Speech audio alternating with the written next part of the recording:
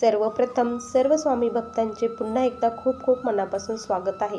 स्वामी भक्तांनो, आज आपण कल्याण येथील रहिवासी असलेल्या रेखाताईंचा खूप सुंदर असा अनुभव बघणार आहोत. स्वामी भक्तांनो, ताई म्हणतात की मी नांदोर शिंगोटे येथे दादांच्या मठामध्ये प्रश्नोत्तर घेण्यासाठी गेली होती.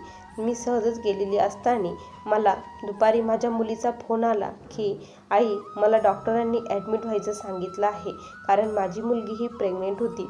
डॉक्टरांनी का बरं ॲडमिट व्हायचं सांगितलं, तिला जेव्हा विचारलं ती खूप ढसढस रडू लागली आणि म्हटली की डॉक्टर बोलत आहे की 3 दिवस झाले बाळ तुमच्या पोटामध्ये एक्सपायर झाले आहे, तातडीने बाळाला बाहेर काढावे लागेल, सेक्शन करावे लागेल असं सांगत आहे.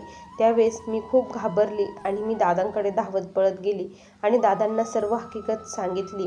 त्यावेळेस दादा म्हटले की मला मामा बनायचं आहे, तर माझ्या बहिणीला मी काहीही होऊ देणार नाही, तिच्या केसाला देखील धक्का लागणार नाही असं दादा मला बोलले. त्याच वेळेस मी माझ्या मुलींना फोन केला आणि तिला तिथे बोलून घेतलं. माझे जावई आणि मुलगी दोघेही मठामध्ये आले आणि दादा म्हटले की मी तुम्हाला सांगतो की बाळाला काहीही होणार नाही, जर बाळाला काही झालं तर मी हा मठ सोडून जाईल असं दादा बोलले आणि लगेच सामूहिकरित्या माझ्या मुलीसाठी तेथे सेवा सुरू झाल्या.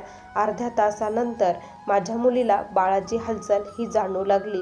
ज्यावेळेस बाळाची हालचाल ती म्हटली मला जाणवली, त्यावेळेस खूप आम्हाला रडू कोसळले.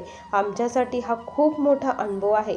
आणि जेव्हा डॉक्टरकडे चेकअप केलं तर सर्व काही नॉर्मल होतं.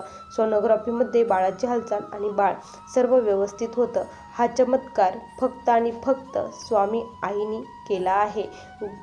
दादा हे दुसरे तिसरे कोणी नसून स्वामीच आहे असं मी सांगू इच्छिते. श्री स्वामी समर्थ.